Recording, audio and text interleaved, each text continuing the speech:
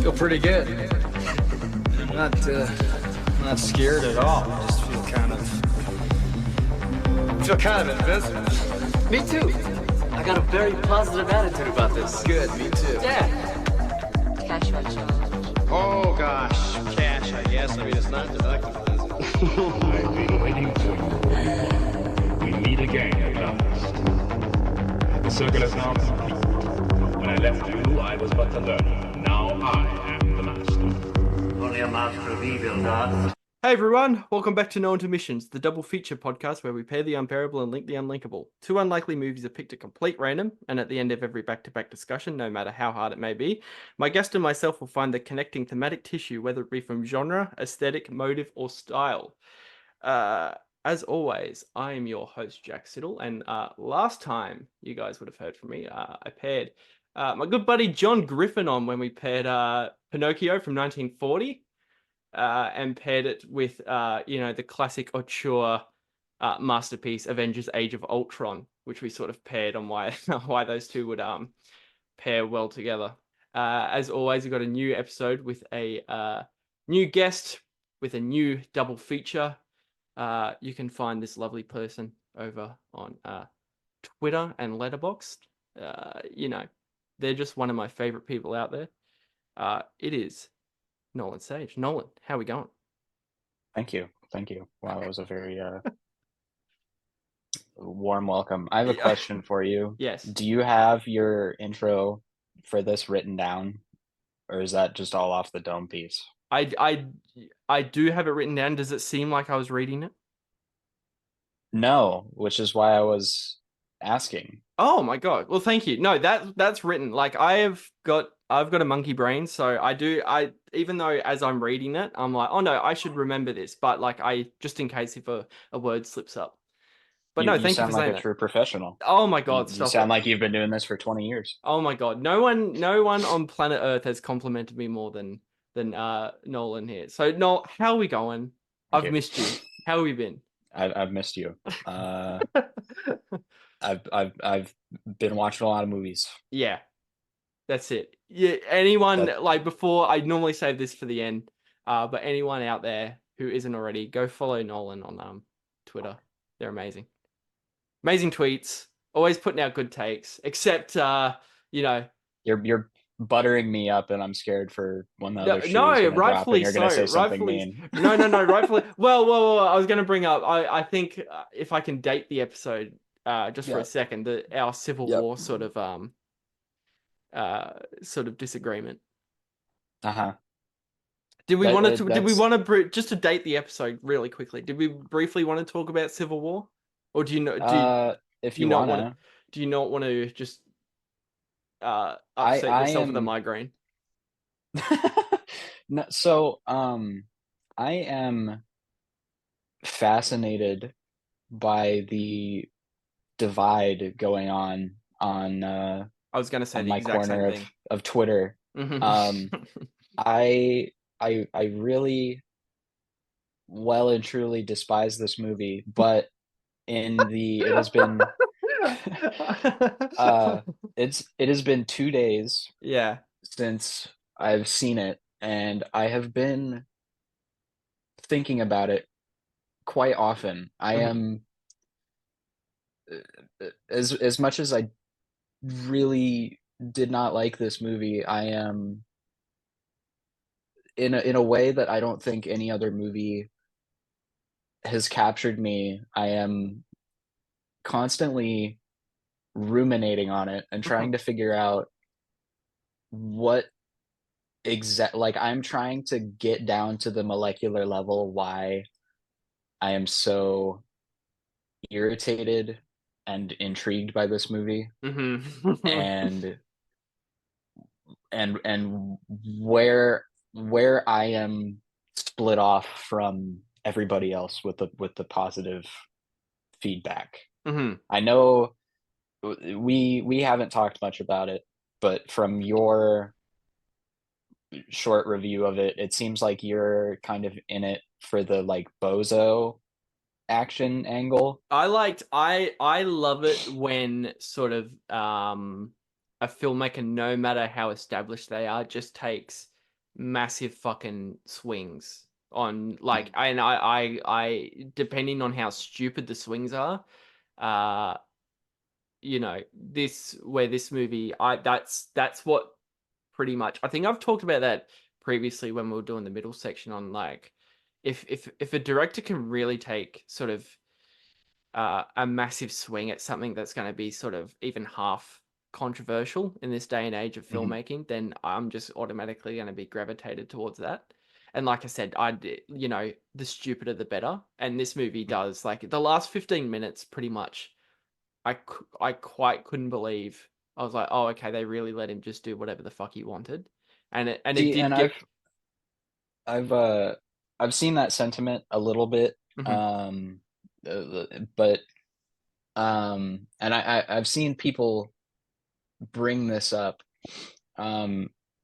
For me, I understand that angle, but also for it to have like really worked in that sense for me, I would have needed like a Michael Bay type thing where it goes Right. like just completely balls to the wall with it. And I Right. think it is I think Alex Garland is too tepid with it. That's the thing. Yeah, he does seem to only go like, you get sporadic little pockets of balls to the wall, very sporadically. I'll say that with an asterisk throughout the movie, but really doesn't go full force with it until like literally the last maybe like 5 minutes of the movie. Without spoiling anything, the literally the last proper 5 minutes, I think my jaw was on the floor on how dumb it was getting. I was like, I was turning to my buddy going, I love this, but this could very well be the stupidest movie I've ever seen. And I still stand by that even after, you know, coming out quite publicly on how much I did sort of like it. So my favorite thing about it, the one thing that I will give this, aside from the brief appearance of Jesse Plemons and his dumb sunglasses, I really enjoyed the sound design in this, because every time a gunshot goes off, it is genuinely startling. But and I said, I don't remember what I said this in response to, but I compared it to you're not a glasses wearer, but I compared it to when you go to the optometrist and they have to like blow that puff of air into your eye. Oh, okay. Right. That sounds like a frightening because it's experience.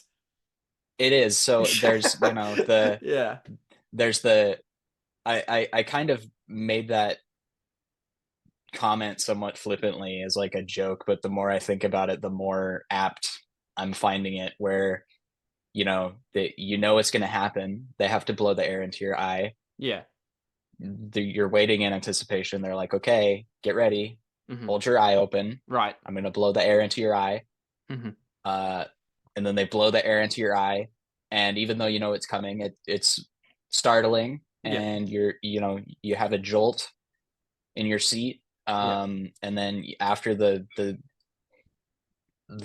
startle, you're just kind of like annoyed. You're like, why did we have to do that? That's the Alex Garland experience. A big startle, and so then that was annoyed. Whenever when Jesse Plemons shoots a guy, you're like, wow, that was annoying. You're like, oh, okay, now I've got a headache. Yeah. The thing, because I think you and I pretty much practically saw it like at the exact same time. I think I was like an hour behind you, but you and I got to see it a little bit early than, you know, most of our friends on the internets. So, and by the end, I did turn to my my buddy who was sitting next to me, and I said to him, I said, watch this be one of those perfect example movies of people are either going to love this or they're just going to hate it, and there's going to be no in between. And that's exactly what I'm seeing right now. Pretty much anybody whose opinion I hold in high regard is giving it like either a half star, 1 star or like 5 stars. Literally And everyone. there hasn't really been any in between. I have not seen a single person give this like a 3, a 3.5. Yep. It's all Yep. it's always been like a 4 to 5, 4.5 maybe, or like a 1 star or a half. It's pretty insane that we're getting one of like, Mhm. yeah, I'm impressed by that sort of, you know, concept alone that a movie is sort of getting this sort of reaction out of. I think that's partly why I'm so like, I don't know, it's a cinematic anomaly, I guess. I'm like, why is, you know, I mean, I guess for a movie called Civil War, it's fitting, but I'm like, why is there such a chasm between the ratings, you know? Why is it this movie in particular that's getting sort of that very stark reaction out of so many people? And I should note, I go into pretty much every movie expecting to like it. Um, at the very least, going into a movie with an open mind. I had a hunch that I wouldn't care for this one. Right. Did you like? Sorry to interrupt you real quick. I just Yeah, gotta ask? yeah. Were you a fan of Men? No. Okay. All right. Yeah. Not See, at all. that's what I was talking to John about this the other day. I said I'm like, I know you hated Men. You're gonna fucking like, if you think you hated Men, you're gonna like spit on this. You're gonna hate this. I think I don't think this is as bad as Men. I'm splitting hairs by saying that because I have both of them at a half star. But Really, Men too? Yeah. Wow. Yeah. Because I mean, I thought Ex Machina was all right. I liked Annihilation. If we're gonna count Dread, because he like supposedly ghost directed Dread. Yeah, I only learned this I think the other Dread day is too. fantastic. Yeah. I don't know what is going on. Like, what is apparently his I don't remember where I read this, but apparently his next movie is gonna be like about the Iraq War. Oh, see, no, I don't And want I'm that. like, Drop that immediately. I'm scared about Yeah, that. I don't want that. I think even if a studio had half a brain, that was, if it's just say, for example, if it was A24 going to pick that one up, I think if they had half a brain, they would have dropped that immediately just on seeing the reaction this is getting to get Alex Garland. Yeah. Like I Well, love this. I don't know, because Yeah. we should just turn this episode into That's what I was about to say. So we should probably start talking about the movies in a minute, but yeah, we'll wrap up Civil War in a minute.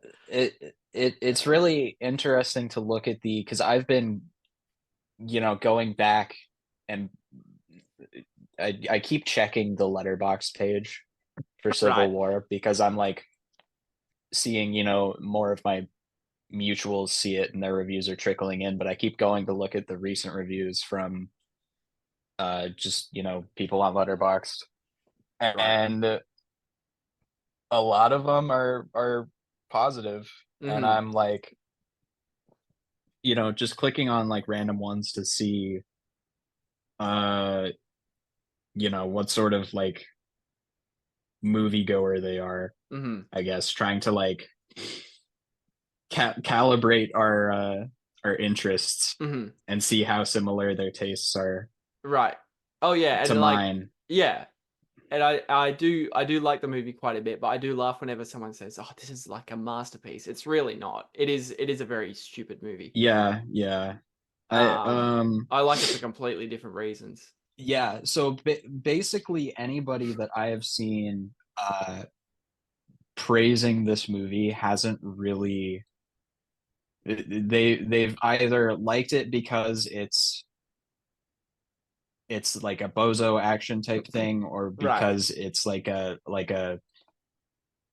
quote unquote non-political like look at photojournalism, right? They haven't like found it a grand portrait of political meaning or whatever.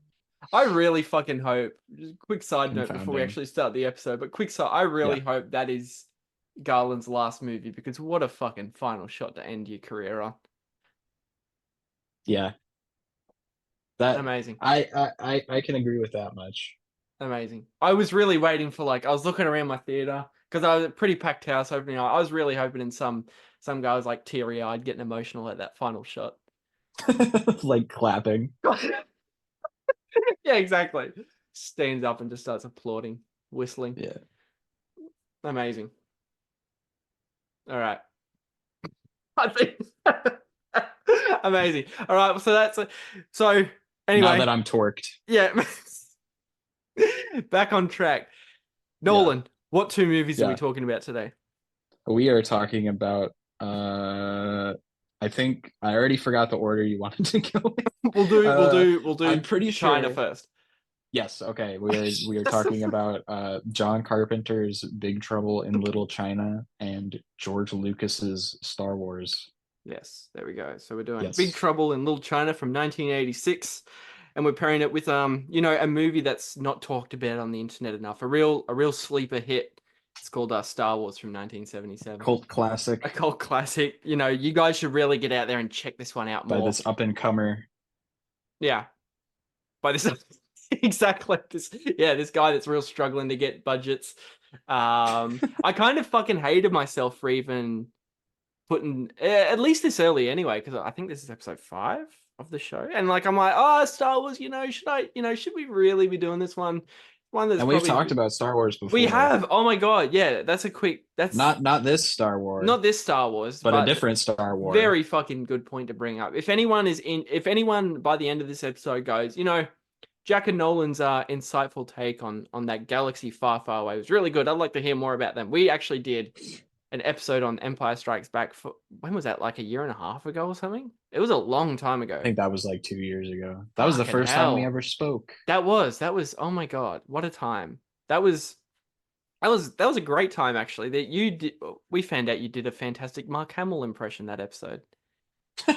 That's something that I'll always hold dear to my heart. Maybe it'll make an appearance in the second segment of this episode. That's the I don't want to give it away, but that's the reason I fucking got you on this one. Fuck off. I'm kidding. No, but yeah, if anyone, like I said, interested after hearing this, Nolan and I and our buddy John, my co-host at the time, we did an episode on Empire Strikes Back. But anyway, I think we should just get straight into it. Should we talk some Big Trouble in Little China? Yes, let's. This is Jack Burton in the Pork Chop Express, and I'm talking to whoever's listening out there. It's a pretty amazing planet we live on here, and a man would have to be some kind of fool to think we're all alone in this universe. There is a hidden world where ancient evil weaves a modern mystery. What's going on here? Is this some kind of magic? The darkest magic.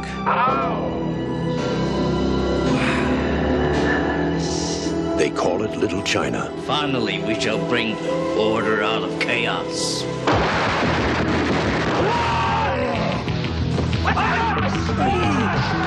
It's where Big Trouble was waiting for Jack Burton. Who? Jack Burton. Me. Do you have like a jingle? Yeah, I do a little theme song for each movie. Big Trouble in Little China, also known as John Carpenter's Big Trouble in Little China, is the 1986 American fantasy action comedy film. So many genres there, with a cast, we got Kurt Russell, Kim Cattrall, and Dennis Dunn. And of course is directed, as we mentioned time and time again previously, by one John Carpenter, the absolute genre king of the time. I'm not joking. That's what it's an actual title listed as, John Carpenter's Big Trouble in Little China, which is a dead giveaway because you watch this thing and you go, oh yeah, no, you don't have to convince me. This is a John Carpenter movie. Mm-hmm. Pretty interesting at the time too, on sort of the movies he was making at the time. This is like, with I should mention his pretty infamous collaborations he did with the great Kurt Russell. And out of I will start us here. Out of all of those sort of collaborations between those two, monolithic stars. We got Carpenter and Russell. Which one of those is probably your favorite? And where does Big Trouble in Little China rank among them? So I mean, I don't know. At the top, it's between this and The Thing. I think The thing is like, yeah, that's because The Thing is like basically the best movie ever made. pretty much. but Yeah, also... pretty much. It pretty much. Yeah, there's no hiding that. Well, I mean, it's The Thing or Civil War. I'm sorry. It's one of those. It's one of those. It's one of those. Anyway, sorry. I'm not talking about Civil War anymore. I promise. All right. So, sorry. Continue what you were saying. I think as far as this collaboration goes, I think I am more fond personally of Big Trouble in Little China because it was a very formative movie for me. Both of these were very formative movies for me, this and Star Wars. So I guess it's a good pairing. I don't. Yeah, that's all I have to say on the matter. Good movies. Thanks for having me. Shut up. It's an odd one to start on because there are quite a few different things going on where it is you have sort of clearly Carpenter's direction, which is, I think, at this time, 1986, I think I said. And clearly his music also. His music is phenomenal. The Dean Cundey cinematography is unbelievable. And this is, I think, Pete Carpenter, this was at the height of his game where this is sort of venturing into more of just like complete full creative control. And you can see it because there are so many different sort of things going on in this movie. And it flopped. Yeah, that's fucked up. So have you got the budget and stuff there? I just pulled it up. It had a budget of between 19 and 25 million dollars, and it made 11.1 million at the box office. That's insane. And I'm pretty sure I don't know if this is concrete, so I'm not going to put my foot down as it, but I want to say that was the case for a lot of Carpenter movies. I know that happened for, I'm pretty sure The Thing flopped really hard too. Because that was like sort of releasing the same time around like E.T. So yeah, it made almost 20 million on a 15 million budget. That's unbelievable. But I mean, he did, I think by the time this was flopping, I think he still had a lot of goodwill because Christine did fairly good. Yeah. Halloween, obviously. Right. See, how much did Escape from New York make? Escape from New York had a budget of 6 million and it made 25 million. So. Oh, okay. Yeah, he was still, I think, probably a safe bet. Yeah, and I would say it's interesting on why this one is like sort of the particular higher guarded one on why it flopped so much, because you've got that great collaboration between these two that have already been established. The film was released in the midst of hype for James Cameron's Aliens, which was released 16 days after. Wow. Okay. Interesting. That's what would have killed it. Yeah. But yeah, it's a movie that while you watch it, I'm sure there are some dated qualities throughout, but at the same time, there's a lot of sort of I want to say ahead of its time sort of progressions too, especially in characters, like especially the fact that we've got Jack. It's very tongue in cheek. Very tongue in cheek. Extremely tongue in cheek. It makes it age more gracefully, I would say. Absolutely. Like the whole fact that I before I actually get into that point, I should set up. If anyone who hasn't seen Big Trouble in Little China is sort of like it's set around this absolute bumbling moron called Jack Burton, who is this truck driver, very Han Solo type. If Han Solo was the main character and also dumb as shit. Yes, exactly. And it's sort of set around, gets thrust into almost like a Indiana Jones type, where he's just thrust into a situation almost by accident. and has to deal with this completely annoyed with it the whole time. completely bothered think the entire out time. of any movie that I've seen, I would say that this is like the most does not want to be here at all protagonist I've ever seen. Yeah. It's like it's Jack Burton, it's Indiana Jones, it's Mad Max. All these white guys who get thrust into these larger than life situations that just don't want to be there. Well, and the whole time he's like trying to leave. And Yeah, he's just that's like it. forced to go along with it. He just wants his truck. Gets yeah. Well, that's literally, it's kind of insane that the simplicity of the plot, that's what it revolves around. He's trying to get his truck back, but thrown into a plot that's filled with like, you know, Chinese dynasties and you know, weddings and monsters and sword fights. Asian mysticism. Yeah, and magic, and it's pretty insane. And creatures and giant sort of some wedding set pieces at the end, which is really fun. Yeah. But the most inefficient sword fight in cinema history. Yeah, exactly. But what I was going to say earlier is like it's progressive in the fact that with such sort of a diverse cast, the only literal idiot in the movie is the white guy. There's not a single choice that Jack Burton makes in the entire movie that is like coherent or smart. Everything he does is just, I think idiotic. I mean, I can't really say anything about this movie that hasn't been said already, but it really is, I think, in anybody else's hands, the idea of making the bumbling comic relief sidekick the protagonist of your movie is like, that's a horrible idea. But it works. I don't know. Yeah, it's a weird one because it has the feeling that his performance, like, and sort of just contextually his character alone could get annoying very quickly. But I think it's just the power of like sort of Kurt Russell's performance, where he just becomes sort of like, he's still charming. He's just a fucking asshole. He's just a misogynistic pig. He's just horrible. He's a horrible person, but he's a great character. I got into an argument with somebody on Twitter a couple weeks ago when I rewatched this. Yeah. That like Kurt Russell isn't the main character, and it's like he is the main character. It's just the joke is that he's the sidekick. Right. Yes. You know? Yeah, exactly. Like that's the joke. The movie's in on the joke. Yeah, and the whole movie, that's a perfect analogy. Yes. I'm taking possibly the dumbest person you can find and throwing him into one of the most dangerous situations you can get. And he, despite his constant failing, as a result of his own stupidity, he's still like just bravado.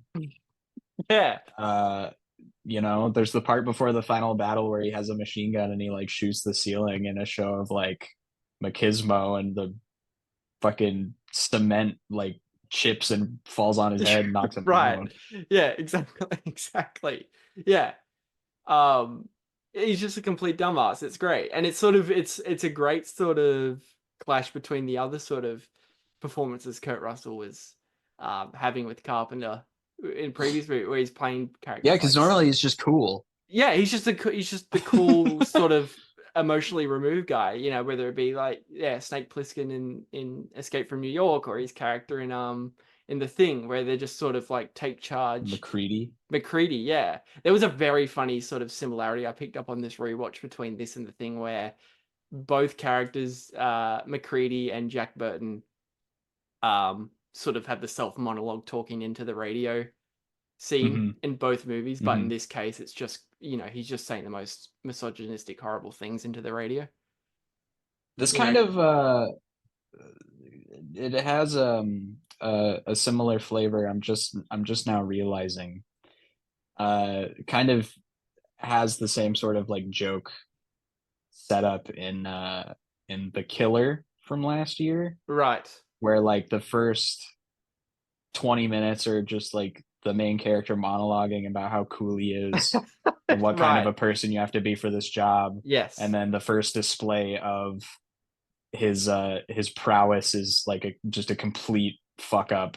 Oh yeah, And he exactly. spends the rest of the movie fucking up. Yes, exactly. And as the runtime continues, you as an audience member sort of realize, oh, this guy's like pretty terrible at his job. That's Kurt Russell That's in Big Trouble in Little China. that's the key right there. He's on the shortwave radio, like, yeah, I'm the coolest truck driver that ever done lived. Yeah, I like I'm eating too good burgers for and everybody. drinking beer and nothing can scare me. And All he's this- like, he's cool. Mm. He wins the bet and everything, and then he just continues like failing upwards, I guess, because he's part of the gang. Yeah, somehow like, he gets dragged along to the airport with his buddy to pick up his buddy's girlfriend. And somehow by hitting on this random lady he just comes across, somehow ends up in like two kidnappings and being thrust into this dynasty adventure. It's amazing. Yeah, like only fucking John Carpenter, baby. And he like constantly asks for explanations, and then when he's given an explanation, he's like, "Fuck off, that's stupid." Yeah, I'm believing that shit, even though he's just seen like 10 people die by like some sort of dark magic and There's like literal lightning coming out of this guy's hands. and face. People are flying. Like, I need an explanation, Doc. Well, that sort of shit. He's very much a Han Yeah. Solo type. Mhm. It is great, and it's very funny to see like that he doesn't sort of Kurt Russell's character in particular, Jack Burton, does not learn sort of a single lesson throughout the entire movie. He learns absolutely nothing. There is no he character remains the exact same from the second it starts to the second it finishes. He's the exact same person.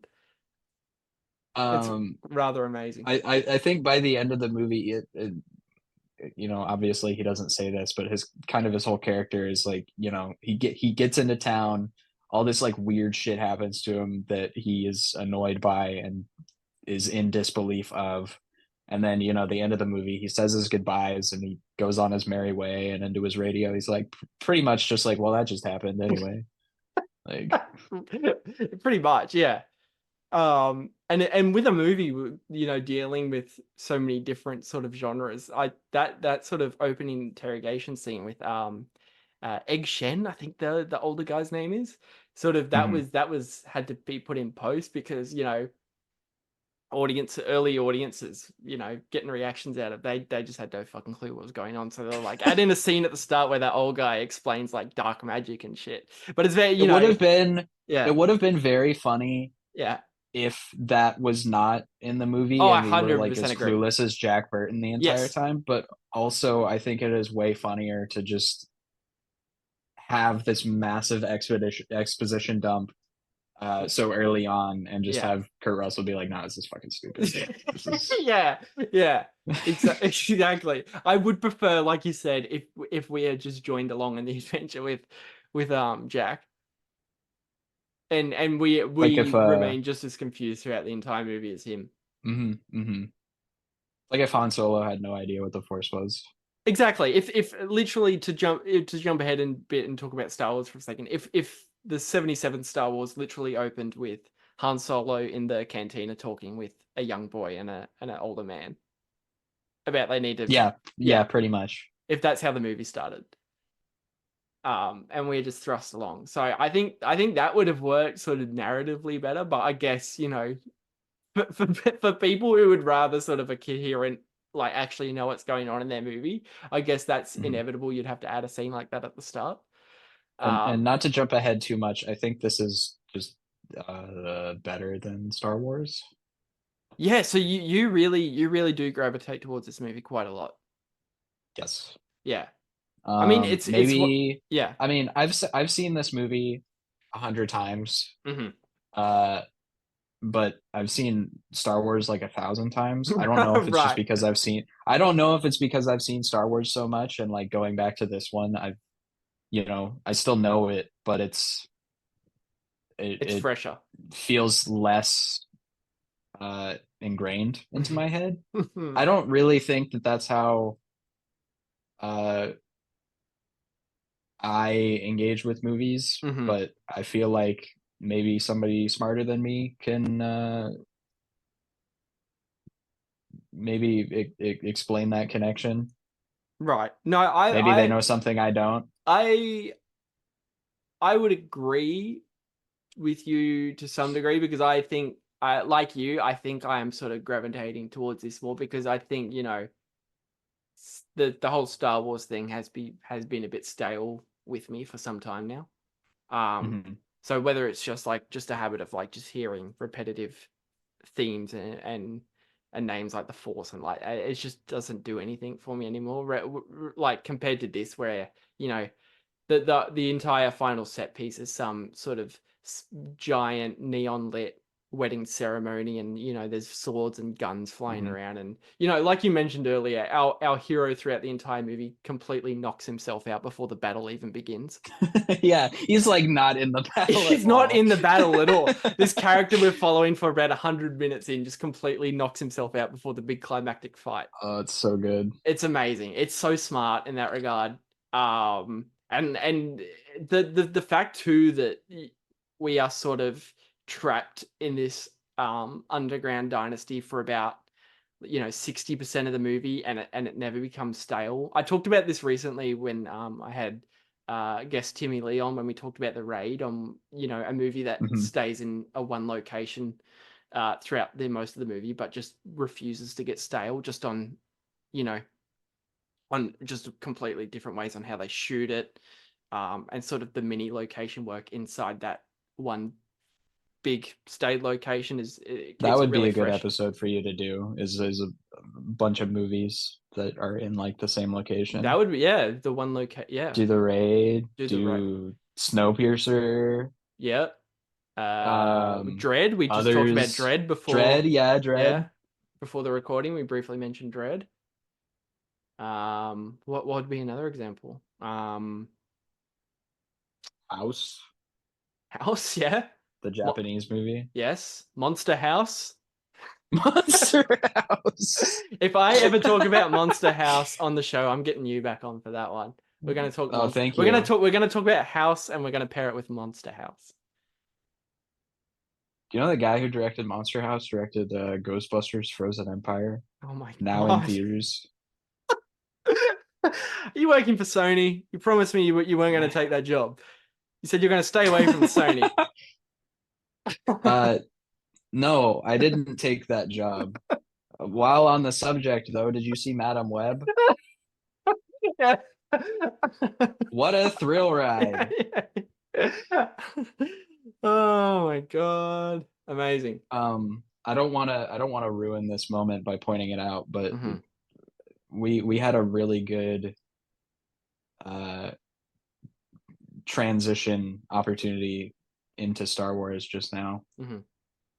Talking about that, I don't want to get it Okay, you too don't want to give it away overeager and jump Yeah. into Star Wars, but I'm like, dude, I don't. So okay, before we started recording, Mhm.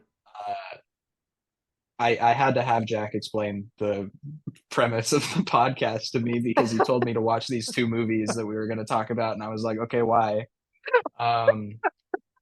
Right. So apparently the whole point of this podcast, if you didn't know, was to compare these two movies Mhm. that he told me to watch. Yeah.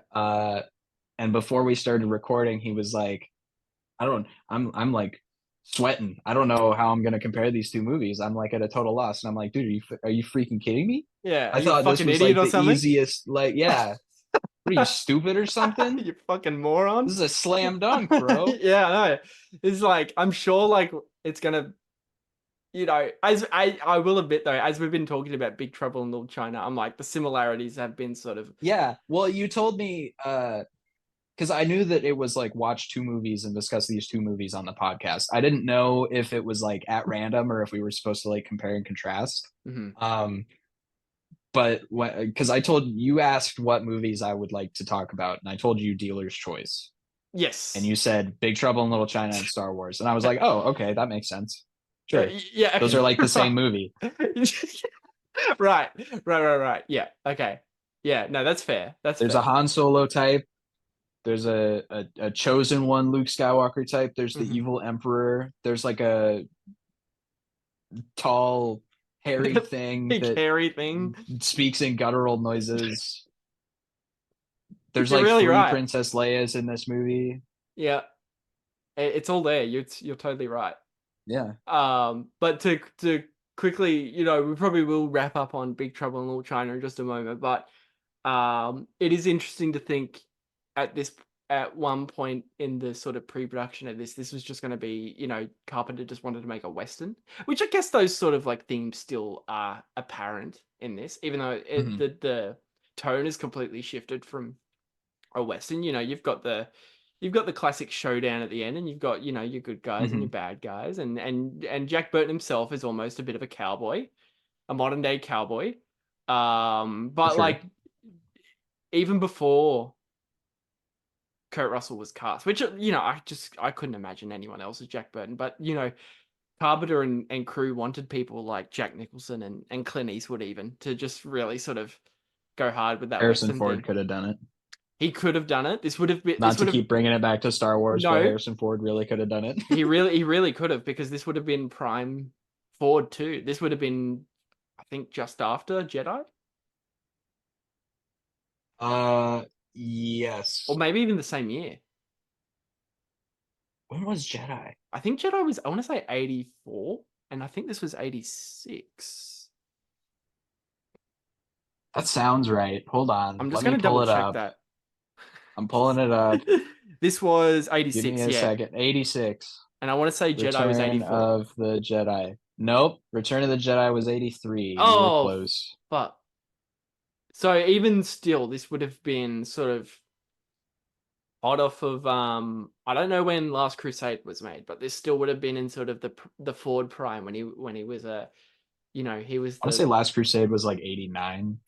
Yeah, that sounds 89. Oh, I'm so good. Well done. Well done. You are the best. Thank you. Because he is a bit older in that one. Yeah. But yeah, probably pivoting towards final thoughts on Big Trouble in Little China. Nolan. So Yeah. just wrapping up, final thoughts? What do we think? Good, funny movie, and I like it. Yes. Smiley face. I think we really got to ram home the funny too, because this is legitimately just one of the funniest movies I've ever seen. Really sure. is funny. I did love that. One of the hardest laughs it got out of me on this rewatch is when they're trying to get past a secret sort of passage, and it's got this beautiful sort of Asian artwork all over it, and all of the guys are like tapping on it, going, "Oh, it's hollow," and Jack Burton just comes up with a massive knife and just goes, "Ah, fuck this," and just starts ripping into it with his knife. It's really funny. Just completely, just absolute dumbass with no regard for anything. It's fantastic. I think maybe my favorite gag in the whole movie is like right before, you know, they're doing this daring escape, and Jack Burton kisses the love interest, and it's like a big romantic thing, and like the music is swelling, and then you know, he pulls away and there's just lipstick smeared all over his face. Yeah, it's so good. It's amazing. And the fact that he you know, he's fighting all these different ghouls and army guys just in like a singlet the entire time, which is amazing. Yeah. Singlet and jeans. True cowboy. Probably like one of the best costumes, I think. Yeah, it's iconic. It's fantastic. He's got the little like Uzi. yeah. That's Too it. small tank top. He's sweaty as fuck. Hair always slicked back. Yeah. It's amazing. It's incredible. Yeah. Never underestimate the sex appeal of a really dumb dude. Yeah. 100%. That's the box office draw right there. They need to bring that sort of token character back. Absolutely. But that would probably do us with Big Trouble in Little China from 1986. We'll be right back. We are talking Star Wars. Somewhere in space, this may all be happening right now. 20th Century Fox and George Lucas, the man who brought you American Graffiti, now bring you an adventure unlike anything on your planet. Star Wars. Here they come.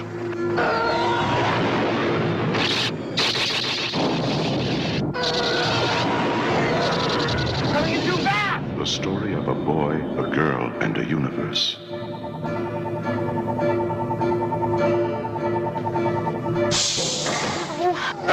It's a big, sprawling space saga of rebellion and romance.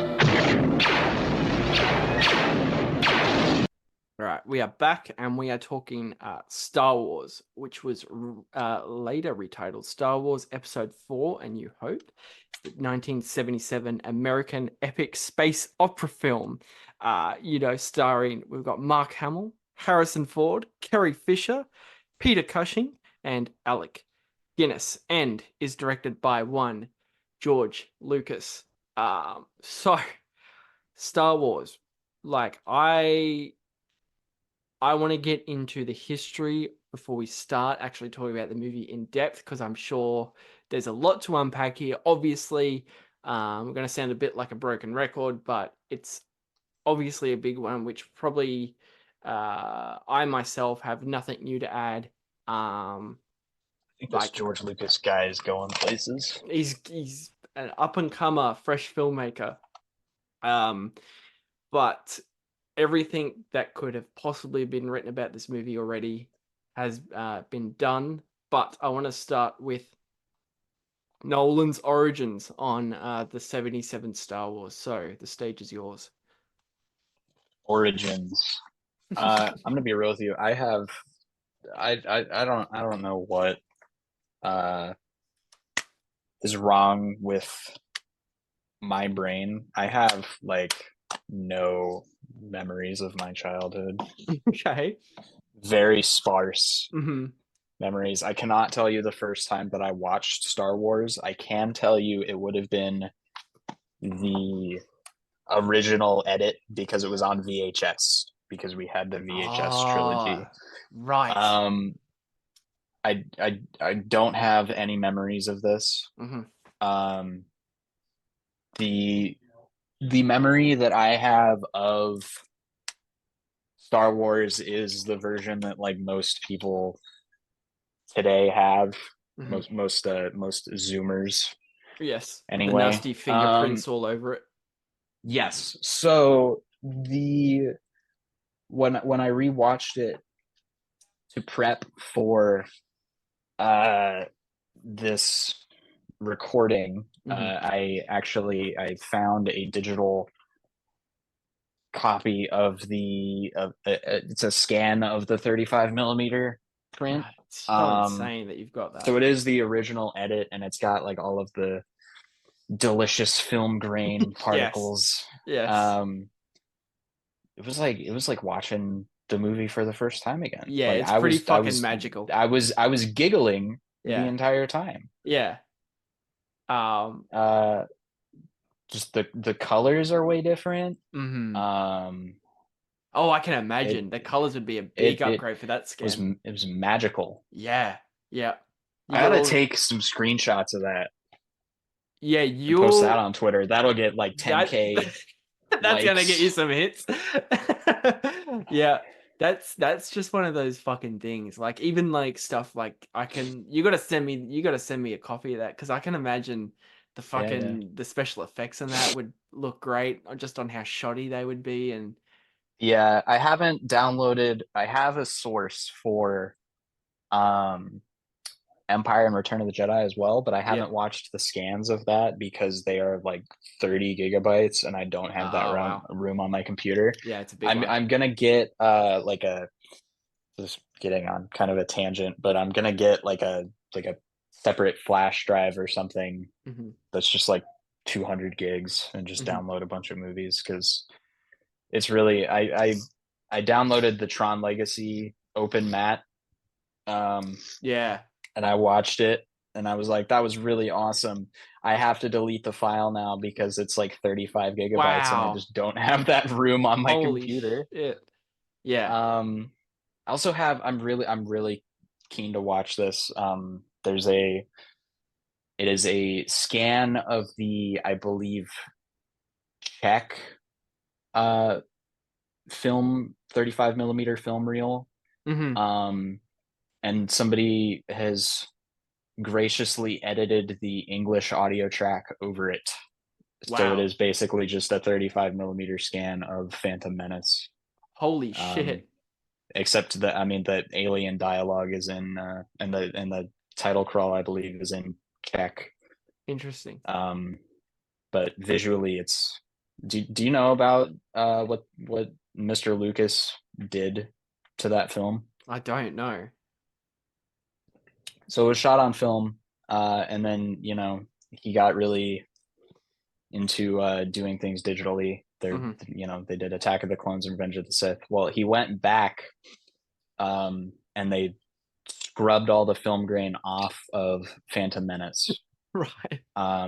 Which is the version that's on, you know, that's like the only version now. You can the original version is on the VHS.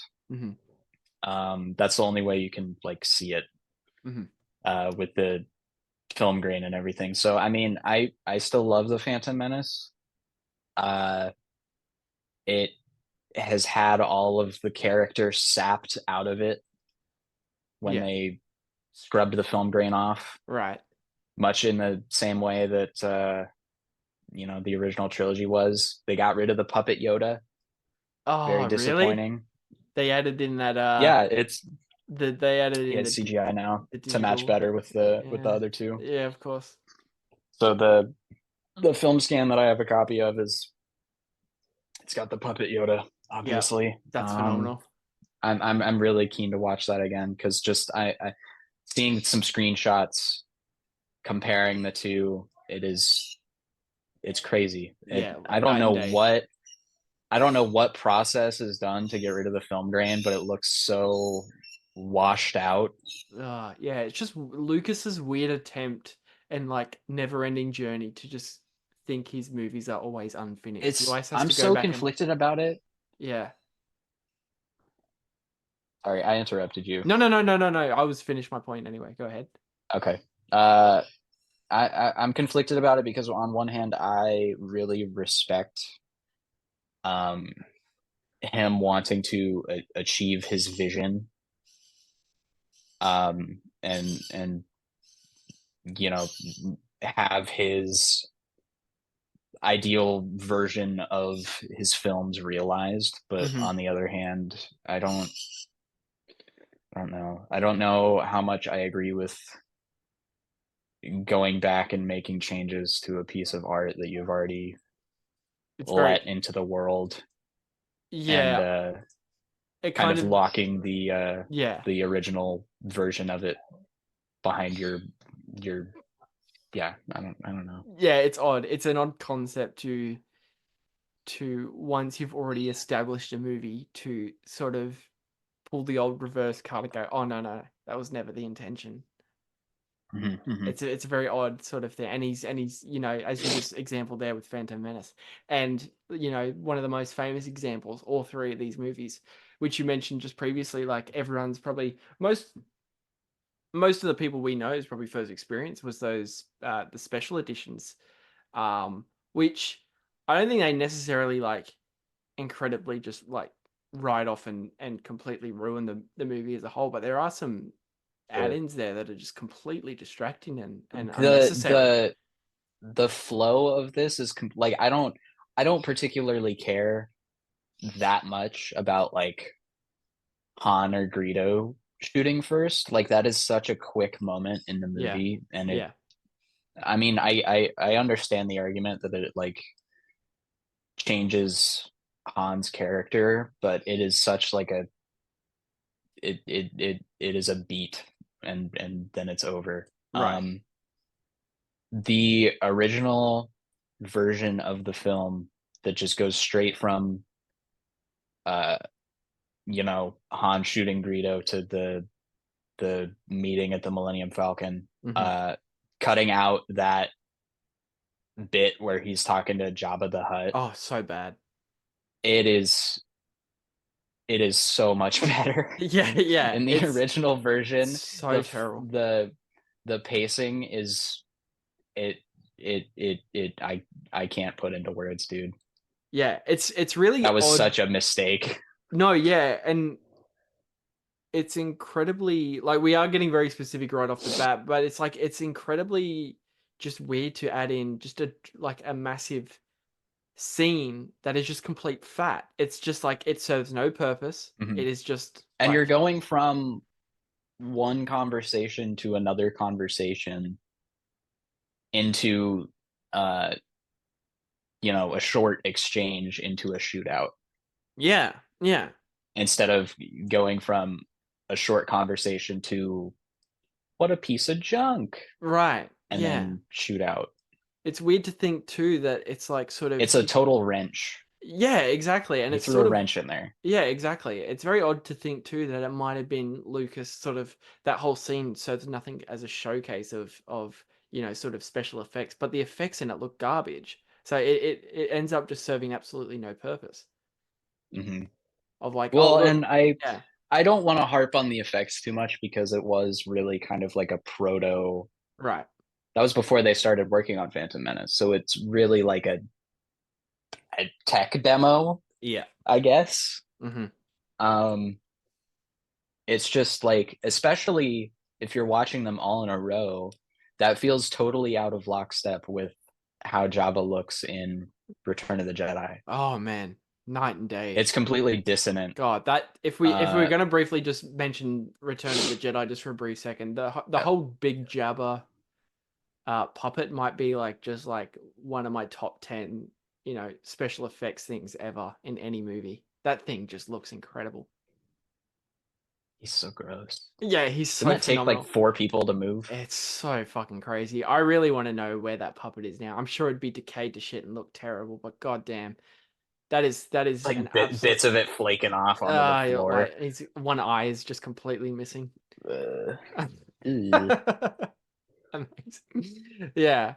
But anyone, obviously, if you've been living under the biggest rock on planet Earth, Star Wars is sort of the jumping off point into this sort of this whole expansive galaxy of we follow sort of I don't think you need to explain Star I don't. Wars. I'm gonna. Yeah, fuck it. We don't need to explain it. Everyone knows. I mean, cover your bases, sure, but like yeah, anybody you got listening to this your has Luke. seen You got Star your Luke Wars. Skywalker's being thrust into a situation and ends up being much more important than he rather thought he would be, led by sort of an older I wizard. do love it when Obi-Wan. characters are thrust into situations.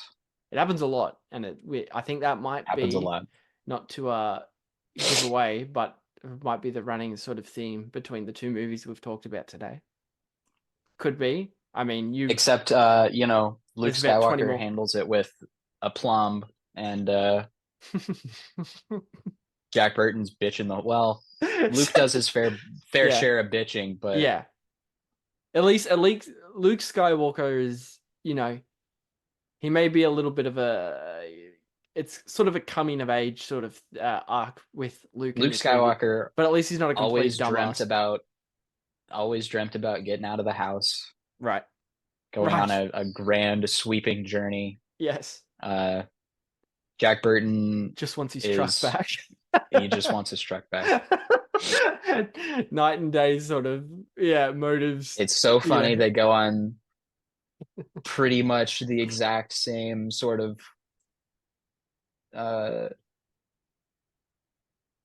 story path. Mm-hmm. Same sort of heroics, but one of them is just happy to be there. Right. Exactly. But yeah, so it's funny to think too in terms of we're going to be jumping all over the Star Wars because it is hard to sort of maneuver around this one just on how sort of big it is. But I do want to start off with Mr. George Lucas on the absolute madman he was, sort of a hotshot university boy making what did he make? American Graffiti. He was making legitimate like sort of art house movies at the time. What's that one called? THX something. THX bunch of numbers. Haven't Bunch of seen that one numbers. yet. I haven't seen that either. Apparently, I've heard he did a bit of digital fuckery after the fact with that one as well. Right. Yeah. It's so he at the time making sort of art house movies and was sort of thrust into which he had what from I can gather from reading stuff on the internet had no sort of faith in this. He was completely batshit scared of being thrust into making sort of a larger blockbuster, of taking inspirations from, you know, samurai films and serials, and, you know, Flash Gordon obviously has been talked to death of being a big inspiration in this thing. To the point where he was so unfaithful towards it and sort of you know, timid by the reception that he just did not go to the premiere. He went on a little holiday get together with his buddy Steven Spielberg. Just completely A very romantic weekend Yes. away. Yes, exactly. But just completely just not wanting to be a part of it. And then obviously, you know, to everyone's surprise, which I think So yeah. not to cut you off, but tangentially, because we briefly talked about Sorcerer after the break before this. So Sorcerer was like poised to be like a big success, right? Friedkin was coming hot off the heels of The Exorcist. That was, of course, a huge box office smash. Very critically acclaimed, hot topic. He's like, all right, we got Sorcerer. This is going to be some hot shit, ready to fucking blow the socks off this. Got my boy Billy Friedkin doing this thing. Yeah. Well, you know, that came out the same weekend as Star Wars. Is that right? Yeah. Wow. And just completely ran over. Yeah, Sorcerer.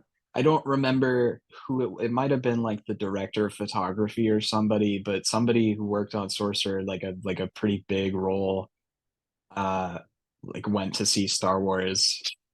And there's a quote where he was like, after the show he went and he told Friedkin, like, dude, we're fucked. This is like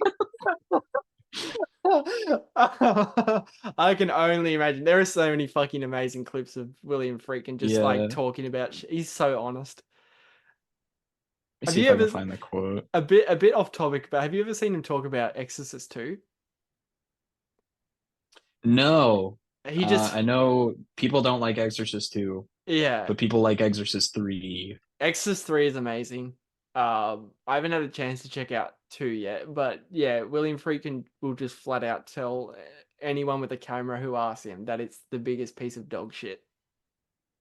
It's amazing. So it was the editor. Right. Okay, so I think it came out like the weekend after. Okay. Because this quote talks about like seeing the trailer before Star Wars started. Yeah. So this is the film editor. He said, when our trailer faded to black, the curtains closed and opened again, and they kept opening and opening, and you started feeling this huge thing coming over your shoulder, overwhelming you. And you heard this noise, and you went right off into space. It made our film look like this little amateurish piece of shit. I told Billy, we're freaking being blown off the screen. You got to go see this. That's so sad. Oh, was released a month after Star Wars. Wow. And just, yeah. Those two back to back are insane. Yeah, but it's because in retrospect, when you watch this thing, and sort of removing the context of its mind that this would go on to be probably like the biggest thing ever, and just span off so many sort of sequels and whatnot. It is a very quaint, cute little movie. Yeah, it is very much. I mean, I said this when we were talking about Big Trouble in Little China, but it is. They really are kind of like the same thing. Yeah, very much. It is tonally. The hero's story. It's like a very silly, low budget B movie. The story of this thing is unbelievably simple. Yeah, unbelievably. Like, I know people will try and convince you that the deep lore of every little syllable a character will say in this There movie. wasn't deep lore when they made this. It was just like it's bullshit. pulling. It's bullshit. Yeah, It's been completely course corrected now, but every single syllable that a character will say in Star Wars has complete weight to it now because it will reference another fucking solar system or whatever it may be. But if I'm you not just watching 8 seasons of a cartoon. No, it's bullshit. It's complete. They can't make me. It's complete shit. It's complete shit. This is the only Star Wars that's sort of It's completely closed-minded of me, but the only Star Wars movies that exist are the good ones. Mm-hmm. Nothing else exists. I don't care about any fucking cartoon show. I don't want to watch 3 seasons of a side character to understand what's going on in the next movie. But did you watch Andor yet? I haven't. And see, this is the thing. I do want to talk about sort of you and I's relationship with Star Wars now, but I've heard nothing but good things. I'm sure it's good. I'm sure it's great because of the showrunner. But I just don't have it in me. I just don't care anymore. It's it's very unfortunate, and that is duly. It is so like it is relatively quite detached. Yeah, and that's what I keep hearing from Star Wars. Honestly, like I mean, ignoring that Cassian was in Rogue One, which is like the most whatever movie ever made. Exactly. Yeah. The biggest character in it besides him is Mon Mothma. Okay. Yeah. Who is like a whatever background character in New Hope and Return of the Jedi. Sort of there to connect them. Yeah. Yeah, well, and I mean, she's pretty important to Andor because the whole thing is, there's the political angle of like what are senators doing about Palpatine. It does a really good job showing the dichotomy between that sort of like,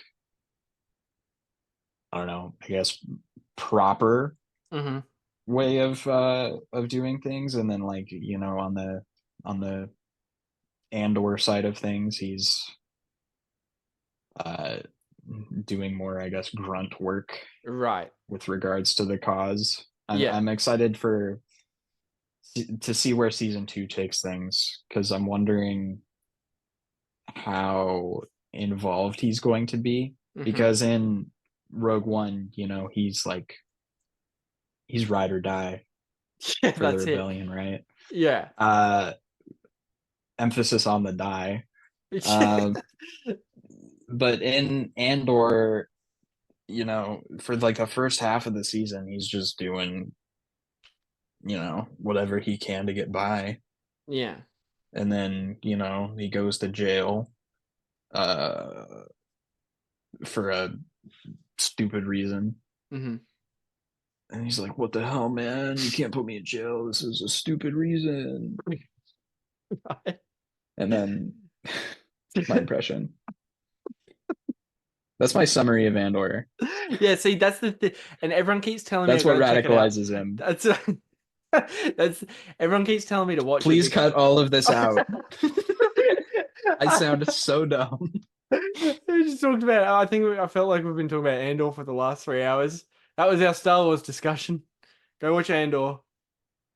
Go watch Andor. Go watch Andor. The real Star Wars. The real Star Wars for the real ones. But yeah, it seems to be like Tony Gilroy is saving the franchise. Everyone keeps telling me you gotta see approximately 6 months, Kathleen Kennedy will announce that Tony Gilroy is getting a trilogy of Star Wars films. Yeah. And then we will never hear any news about them again. We'll get about every 8 months an article saying Tony Gilroy is still doing his trilogy, but we won't hear anything. Yep. It's still coming. Tony Gilroy says trilogy is still happening. Yeah, I'm working on the script. And it's until we're fucking, you and I will be 65. Just have to finish Michael Clayton 3 first. Yeah. Yeah, we'll keep getting little hints that it's still coming. Hold on. It's fucking Star Wars Celebration every year. We'll get some fucking teaser poster and a couple character stills. It's still coming. Yep. But nah, Yep. it won't come. It won't come. Just like I don't know. The whole Star Wars fucking mythos of the production of it now it's in shambles. No one knows what they're doing. And it's incredibly funny to go It's back and just watch this movie and go, oh, it's out, and to know that like nobody knew really what was going on with this one either. Everybody was like, "This is stupid." oh, it's complete. dumb. It's at least it stayed to that sort of headspace where, you know, back then no one knew what was going on. This is completely stupid. And just like Mhm. today in 2024, Star Wars is still, we don't know It's what's going completely on. It's stupid. completely Nobody knows what's going stupid. on. Yeah, no one knows what they're doing behind the scenes. It's a complete People mess. who were in the prequels are being treated like puppies that were abandoned on the side of the road. Yeah. Yeah, exactly. It's insane. The whole Star Wars thing now is just Hayden Christensen is an uwu soft boy. they've brought him back time and time again. And they brought him back time and time again. Now you have to Catch correct him me if in I'm Ahsoka, now now streaming on you'll have Disney to Plus. yeah, correct me if I'm wrong, but did that Ahsoka show end up happening? Was that a thing? Yes, it did. Okay. I did not watch it. No, I don't think I anyone made fun did. of people who were posting GIFs on Twitter and being like, dude, this is peak Star Wars. No, they weren't saying that, were they? Yeah, Was there's that a that. Did thing? you see that one GIF? There's one GIF of Hayden Christensen and he's walking through like fog or smoke Oh, or when he something. turns into Darth He's like, Vader for a second. what? Yeah, and then it like flickers to Darth Vader and then it flickers back to Hayden Christensen. Mhm. People were like, dude, this is the hardest shot in all of Star Wars. Yeah, you'll see for a phrase I personally hate is the "we are so back." Unfortunately, you'd get about, but yeah, people saying "we are so back" for Ahsoka gifts. No, not doing it. Can't do it. It's but yeah, Star Wars. That's Star Wars. Yeah. Yeah. But what are our thoughts on the 77 one? Have we got a favorite sort of sequence or scene or character even? I this is a sweeping generalization, but I think a lot of people take for granted how deftly this sets its stage. Mm. The world building in this is exquisite, Mm-hmm. and it is done with like the gentlest hand. Very well put. You know, there are like weird. I say it's taken for granted because you know you say, you know, Obi-Wan's like, we fought in the Clone Wars, and you're like, what the fuck is the Clone Wars? Yeah. Nobody, everybody takes that for granted because we know what that is now. Yeah. People in 1977 were like, what the fuck is the Clone? What the fuck's a probably I Clone wasn't Wars? alive in 1977. You know, the first time you hear him say old Ben lives out beyond the Dune Sea, what the fuck's the Dune Sea? Exactly. That sounds cool. No, you're totally right. You are, yeah. You know, you see all of the aliens in the cantina, and everything is just established. You're like, where did those guys come from? Yeah. Yeah. What's their story? Yeah. Everything. You know, it does an incredible job at making what you are seeing, the story that you are witnessing, just a complete drop in an ocean. I couldn't agree with you more. That is it makes you feel small. Yes, 100%. That's the thing I've really gravitated towards as I've gotten older. Doing, you know, umpteenth viewings of this thing is sort of just the natural, just drops you in this world. The movie does not for a single second spotlight anything. It just naturally assumes you go along with every little thing. And it's, I don't want to say that it lessens the impact of this movie because this movie is an absolute cultural tour de force. Yeah. Ha ha ha! That good Oh. pun on accident. But I, I do kind of feel like there is something lost when there's a short story about R5D4 Yeah. in a book that you can buy for $24.99 on barnesandnoble.com. Yes. For anyone who doesn't know, R5D4 is the red astromech droid that blows up. Right. The Yes. SAR-2 unit has a bad motivator. Look. Right. Yeah. I'm sure there's going to be a whole Disney Plus series about that little droid. Oh sure. Yeah. I can't wait to see what cameos pop up in Skeleton Crew. Yeah, Streaming later right. this year on Disney Plus. Is that real? Is that a real thing? Yes. See, that's what I mean. What the fuck is a Skeleton Crew?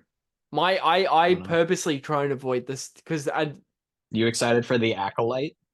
What is that? Streaming later that means this year nothing on to Disney me. Plus? That's just empty words to me, Nolan. I have no idea what the fucking Acolyte is. I don't know what Skeleton Crew is about. Okay. I know that John Watts is the showrunner, which is frightening. Okay. Are you familiar with John Watts? The acclaimed director of those fucking Marvel Spider-Man movies. The very same. The very same. Yes. Is he a part of it now? He's the showrunner. Oh God. Dear God. He's calling the shots. Oh, God. Is it fair to call him the most sourceless sort of I don't really want to call him a director, unfortunately, but it's certainly top 10 most sauceless. Absolutely, like zero style to anything. Bro is a sheet of cardboard. No, literally, it's unbelievable. So the Acolyte is, I love that we were supposed to be comparing Big Trouble in Little China to Star Wars 1977, and now we're just kind of like talking about the larger ramifications of Star Wars. Right. The Acolyte is set, I believe, 100 years before the Phantom Menace. Oh God. I think it's supposed to be like about the return of the Sith. Okay. I guess. I don't super know. There will 100% hang on. I think I saw a trailer to this. Wasn't there a trailer recently? There was a trailer. A trailer dropped, yeah. Something about it looked like a slasher movie, but set in Star Wars. I am I think that's 100% certain there will be a Darth Maul cameo. Yep. In the final episode.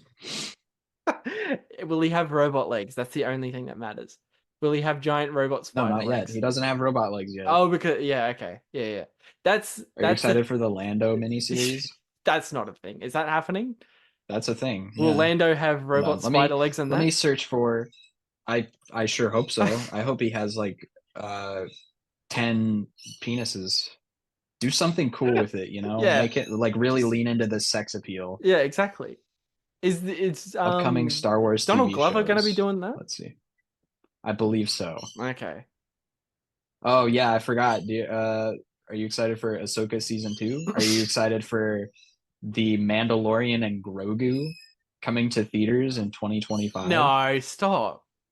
See, this is 2026. This is all news to me because I just blocked this stuff out of my brain. Is this really all real here we go. Happening? Here's a whole list. Give me the full lineup. Star Wars Tales of the Empire, releasing May 4th, 2024. No idea what that is. Star Wars The Acolyte, June 4th, 2024. Star Wars Skeleton Crew, 2024.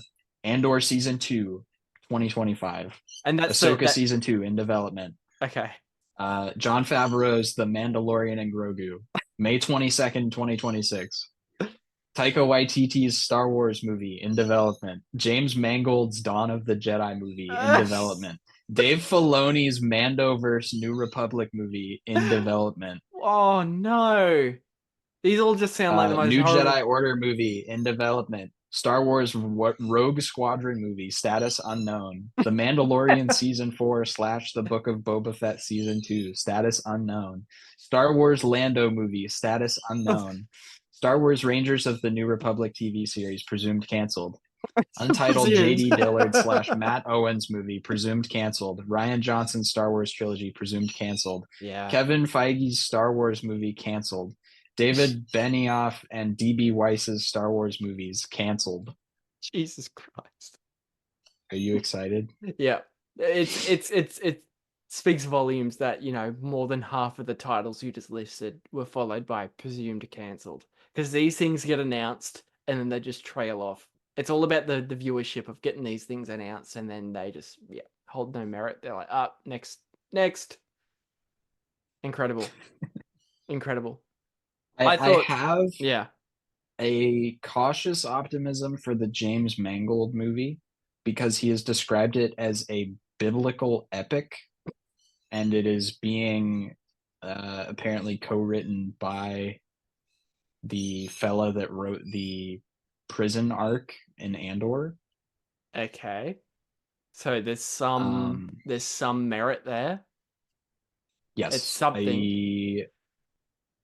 I'm scared because you know, he just made Dial of Destiny, and that was kind of like butt-ass dookie. It was unbelievable. It was like a John Watts movie. That's the meanest thing you could. It was a say John about, like, John anything. Watts's Indiana Jones. I couldn't believe it. When you get really mad at somebody, be like, "Dude, you're acting like a John Watts." You're movie being right a John now. Watts right now. When are they going to give Alex Garland a Star Wars property? I would be forced to do something drastic.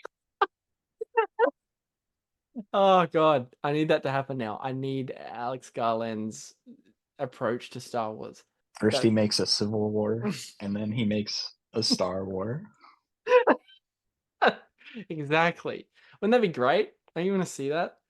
Him and John Watts team up to do Mandalorian season 8 for an apolitical Star Wars movie. Amazing. But yeah, the future, the exciting else. future of Star Wars.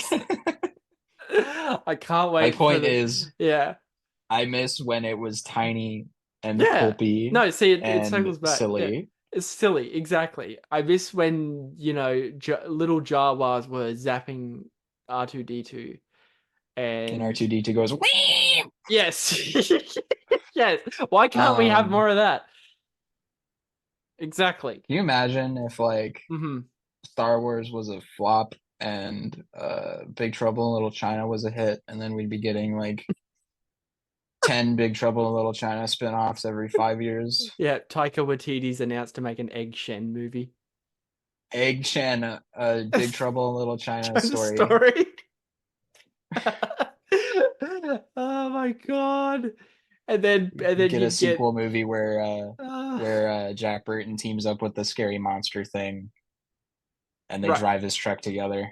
Yes, I was gonna say the Egg Chen teaser trailer would end with a shot of his rundown tour bus, and man babies would start crying on trailer reaction. They did the bus. There's the tour bus. And then the title fades in, and it goes like. Yeah, exactly. You'd get the they'd resurrect the John Carpenter music for the trailer. Yeah. And Exactly. you get like a executive produced by John Carpenter, and then somebody'd ask him about it in an interview, and he'd be like, "I don't know, they handed me a check." Yeah, he's like, "I didn't even know they fucking made that." He wouldn't even know what an Egg Chen is. You'd go, "What's that?" Next question. What the fuck's an Egg Chen? Did you see that interview that he gave with I think it was with IGN, and it was like over the phone, and there's a part in the interview where he's like, "Sorry, I'm eating a popsicle." He's committed to the bit of just like not giving a It's shit. not even a bit. He's just doing what he wants. Oh my God, I haven't. He's just an old man. He's just an old man. He just wants to play his Xbox or whatever he's doing now. Smoking his cigarettes and playing Metal Gear Solid. That's all he wants to do now. God bless him. God bless him. But yeah, this... You know, really, actually, to further drive home the fact that these are like the same movie, John Carpenter and George Lucas are like kind of the same person. Is that right? It's just George Lucas is like quieter. John Carpenter's like, yeah, I'm eating a popsicle, I'm playing video games all day. George Lucas is like doing whatever he does, hiding in his house. A phone interview with IGN, eating a popsicle. That's the He was making the prequels. He was like, please God, somebody else direct this. And they were like, nah, man, you got to do it. You got this. You know what you're doing. You made the first one. You got to knock it out of the park, bro. Yeah, we'd believe in you. He's like, man, okay, I guess. Yeah, he's sitting in the editing room just tearing his hair out, thinking of every little sort of technical decision he could make to add in another little goofy character in the background. Yeah, how do we get Natalie Portman in a midriff? An amazing human being. There's the funniest stories too when he was showing, because he was, him and his big group of buddies like Coppola and Spielberg and De Palma. He was like showing an early cut of this exact movie to all those guys, and De Palma just looked at him and went, "This is like the worst movie I've ever seen." It's amazing that like no one was being supportive of this little adventure, space adventure, and yeah, just somehow just Frankensteined its way through. I think that what really saved this movie was its editing, and the score, because I've heard that. From what I can gather, Lucas was just shooting just an unbelievable amount of shit, just like excessively, and they just cut it down to this like really compact, like it's 2 hours long. It, as you mentioned before briefly, it just runs so smoothly. Doesn't feel like 2 hours. No, it really does. It's one of those where it's like feels like 90 minutes tops. It's unbelievable. It really does feel like a 90-minute thing.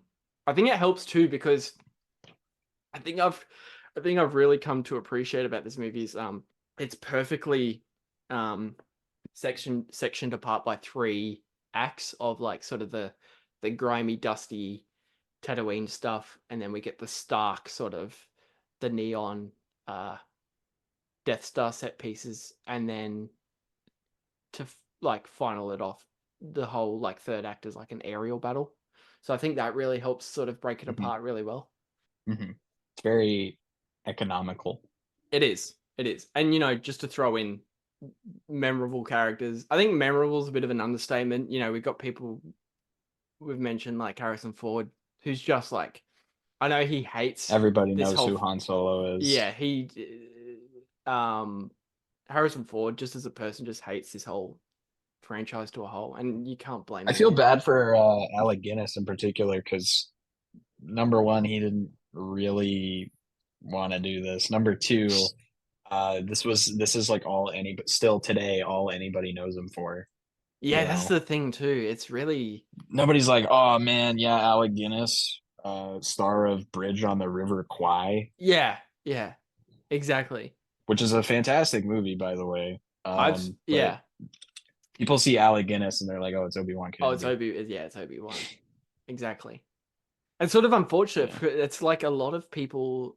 Well, every main cast member in this, you know, spanned, maybe not immediately, but got some pretty good careers out of this. Especially Harrison Ford. Yeah, Harrison Ford. I mean, this is still like the big thing Mark Hamill's known for. So this and Joker. Yeah, I was gonna say his career was pretty non-existent after this trilogy done. But you know, Joker happened, and then eventually they dredged him back up for the. I think, probably the most successful out of this was Harrison Ford. Absolutely, he got the biggest career out of this.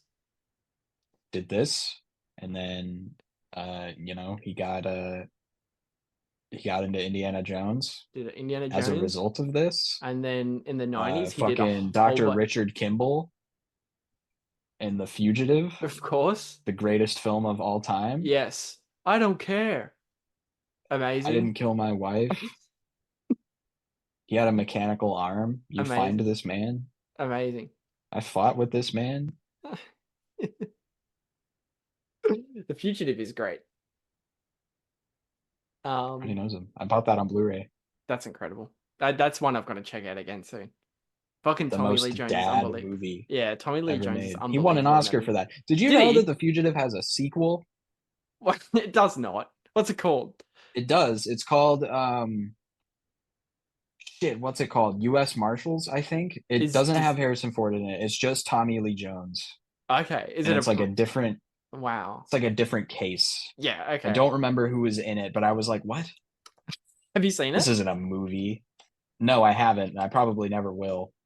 Wow. Who's the other guy in it? That seems like it's like a direct-to-video thing. Wesley Snipes. That's Are the you fugitive serious? that they're looking for. Wow. The cast features Robert Downey Jr. and Joe Pantoliano. Holy you know that shit. guy. Yeah. That's and never seen it. Made a fucking killing at the box office. I though. bet it 45 million budget, 102 million gross. Wow. And what year did that come out? Received horribly. That's a 98. shocker. Wow. So 5 years later. If anything I've learned from this discussion with you is after this recording, I'm going to go watch The Fugitive. Because that's a quality movie. Great film. That is a quality Great movie. film. The brick shit house of a movie. That's a very good review right there. It's the brick shit house. It's the brick shit house. That should be the quote on the back of the box. Yeah, exactly. It's the brick shit house of movies. Nolan Sage. Dude, I'm gonna be the next David Ehrlich. I'm gonna be the next Roger Ebert. Yeah, you're gonna be the next Roger Ebert. You're gonna have your little quotes on every single little DVD box. Yeah. It's the brick shit house of movies.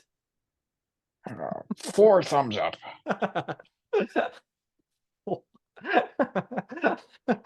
Oh, that's amazing. Carrie Fisher's and Austin Powers. Is she?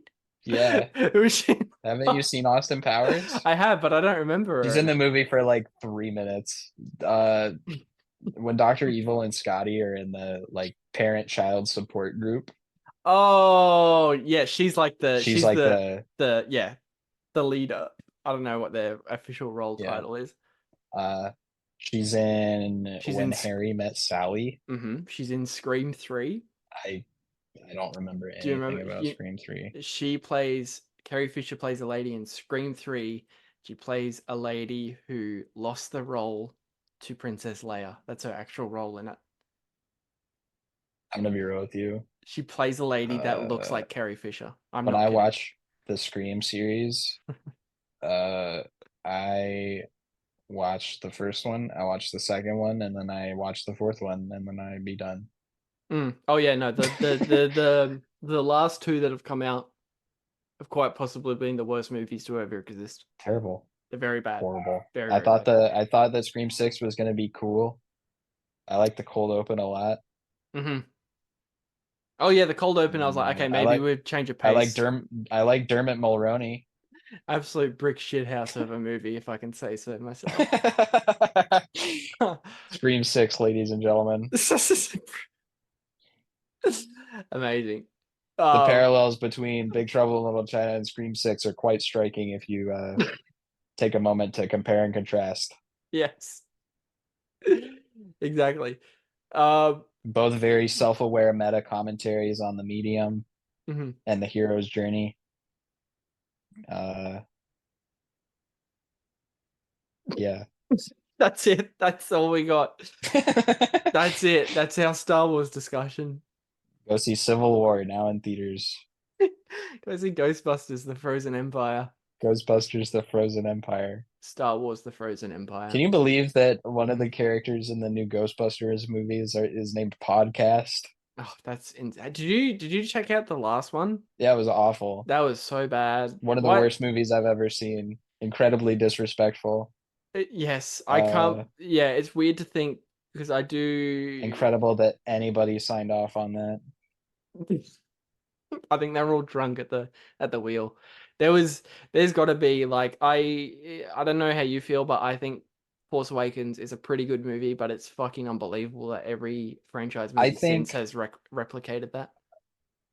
I think so first of all, I'm gonna say every franchise movie since Every franchise movie is copying Tron Legacy, actually. Ah, Number two, I think Force Awakens is an incredible visual spectacle, and it's an absolute thrill ride. And if I take 5 seconds after the movie to think about what I've just watched, I get really upset. yeah.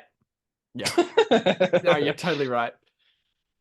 It's kind of incredible that J.J. Abrams, literally, it's not a secret He's to got anyone a anymore. He just did New Hope again. he's got a keen eye and a deft hand, and no brain. Yeah. An absolute brick shit house of a director. And no brain. Oh man, we're burning all bridges this episode. We're talking shit about everyone. Less of a hey, he's richer than I'll ever be. I don't give a fuck. Less of a brick shit house than a house made of straw. Yes, 100%. And Last Jedi, love it or hate it, I personally think it might be the greatest film ever made. While on the subject, while talking about this, just so we can burn every bridge possible and piss off all of your listeners. I think it's incredible that so many people are quick to dismiss Rian Johnson as a hack filmmaker who doesn't care about Star Wars. If you listen to any interview that he's ever given about Star Wars, in particular the making of documentary called The Director and the Jedi, it's a great way to spend an hour and 20 minutes of your time. He put so much thought into where the story could go from The Force Awakens, like so much more consideration than I would have ever given to J.J. Abrams, were I tasked with making Star Wars 8. For example, so he talks, I believe it's in The Director and the Jedi, he talks about how in J.J. Abrams' story, Luke is in exile because he feels responsible for the destruction of the new Jedi Order, right? And the heroes go on their journey. Han Solo's there. Han Solo dies. Rian Johnson, when sitting down to write this script, thought, well, in Empire Strikes Back, we learn and are shown that Luke Skywalker's greatest strength and also greatest hubris is that he cares about his friends. And he completely disregards his safety and well-being and training to go and save his friends, even though he is being told that it is a lost cause. So Rian Johnson's thought process is, if Luke did this in Empire Strikes Back because he has such a big heart, it stands to reason that he would do this again if he sensed that his friends were in danger. Han Solo's his best friend. He would risk his life for Han Solo again. So why didn't he come to Han Solo's aid? And why did Han Solo die? Why wouldn't he be aware of this? Right. So by that logic, he cut himself off from the Force. So everything that happens in The Last Jedi is as a result of all of the films that came before. And he has taken this into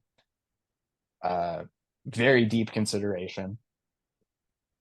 And he is shown in this documentary to be in constant turmoil over his script and being like, am I making the right choices? And it came out and everybody threw the baby out with the bathwater, and now we live in the dump. Yeah, literally. And in complete, because that came out, studios freaked out, went let's make the complete opposite. So unfortunately, and now the Rise of franchise is in complete disrepair. Exactly. Unfortunately, Rise of Skywalker ended up being an actual movie.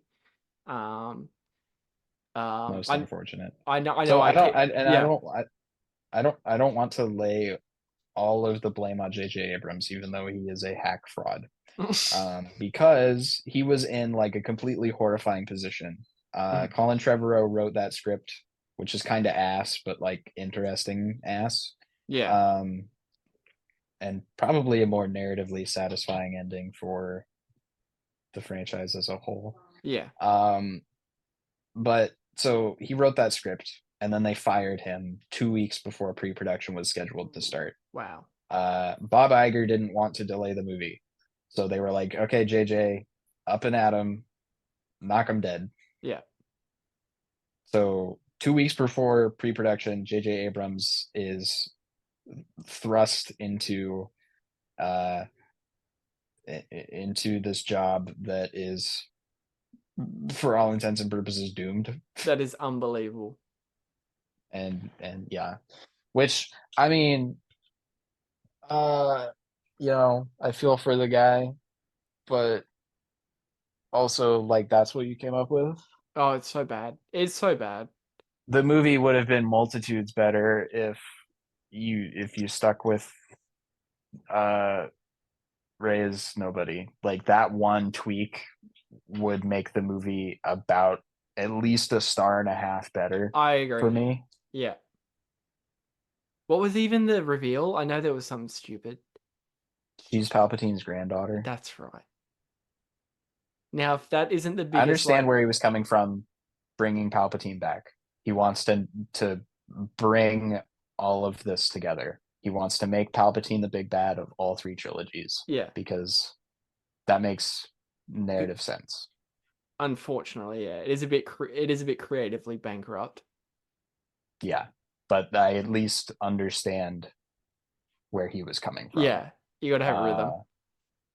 And then he threw up on himself, on the footage, I guess. I don't on himself. Yeah. Yeah.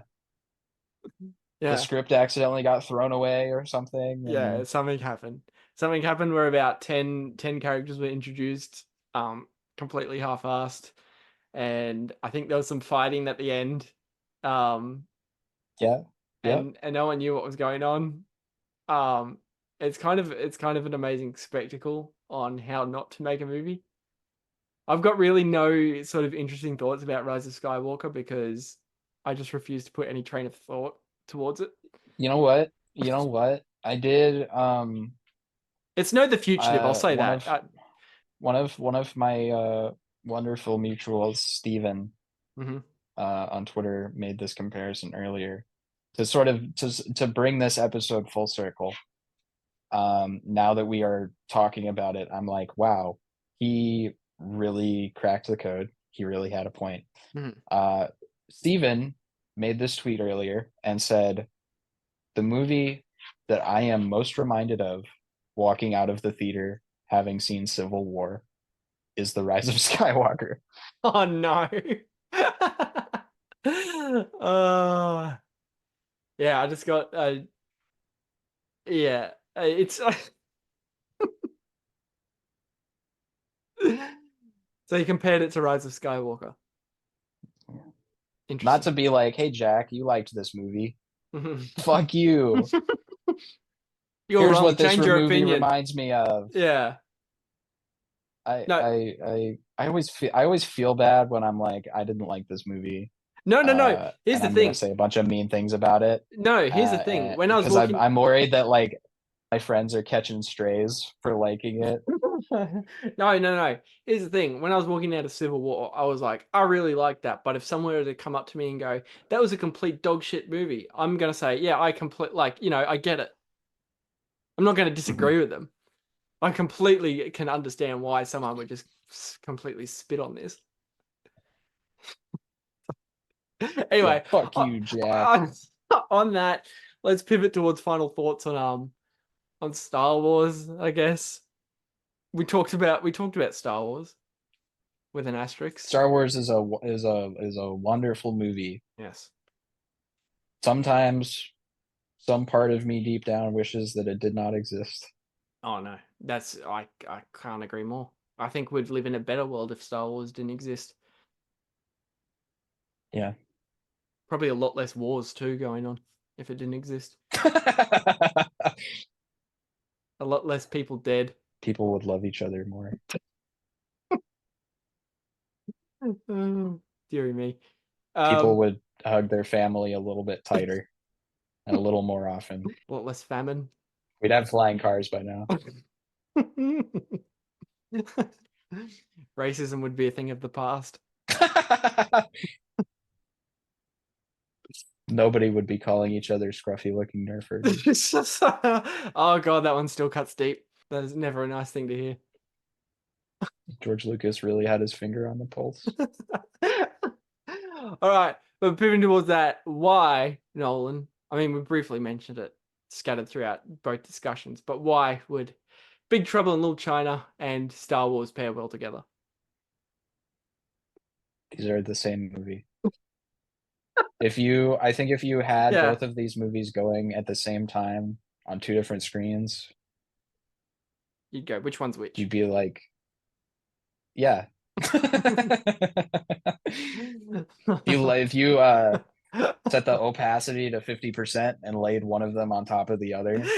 Yeah, they'll just seamlessly blend. Like, hang on a minute. Wait a second. Someone has the right to sue here. Get the lawyers on the phone, damn it. You'd be like looking at pictures of George Lucas and John Carpenter and like looking back and forth at each one. Hang on a minute. Wait a second. Wait a minute. That's it. I think we just cracked the code of the Big Trouble in Little China is Star Wars if it was good and not in space. Exactly. Couldn't you've said it all. You've said it all. And on that note there, starting to pivot towards the end of the episode here. Nolan, this is normally the time I'll give my guests anything they want to plug. So the stage is yours. Is there anything you'd like to plug? Your letterbox, your Twitter, what's happening? The Ghostbusters Frozen Empire, only in theaters. My letterbox is I believe Nolan _Sage. Mm-hmm. If I'm not mistaken. I will put Twitter it in the bio anyway. Yeah. Be a good salesman for me. So if you're wrong, it'll be horribly embarrassing for you because you just got your own username wrong. Won't it? Twitter at Sphere-ection. It is a portmanteau of the word sphere and the word erection. Oh my god. Why would you want to follow me? I post pictures of because you're wonderful, that's why. I put 4 pictures from movies that I like. Send a tweet. Send him a hey message. Give him a wave. Yeah. He's around. I've been a little more proud of my letterbox review output. I feel like I'm I was this is getting really tangential. We're supposed to be wrapping things up. I used to write a lot in my school years, and then kind of fell out of it. It was mostly like creative writing. Mm-hmm. And then didn't write for a long period, and then kind of getting back into film more seriously, and being forced to think more critically and kind of get better about putting my feelings into words and trying to write more in a nonfiction analysis sort of angle. I feel like I'm kind of getting a handle on it now, and I'm starting to feel more proud of my reviews. No, you're an excellent writer. So if my reviews suck, don't tell me or I will die. No, you recently your review on Civil War was Go see Civil War. Only very in interesting. now. I don't think we mentioned it, but Civil War. We haven't talked about Civil War yet. But your review on Civil War was very, very good. You guys heard about this movie, Civil War? You heard about this Alex Garland character? He's doing a Star Wars trilogy. They just announced it. They just announced it. Yeah, he's doing a trilogy on. It's just been canceled. Oh, never mind. No, wait, hang on. No, they're reminding us it's still coming, but you know, eventually. It's been delayed. Yeah. It's been delayed. It's moving to. He's doing an Obi-Wan season 2. Topical humor. All right, that's gonna do it from us. Thank you for listening as always. I got nothing to add. This has been a long one. This has been a bit of a. We've been jumping all over the place, but it's been a joy as always.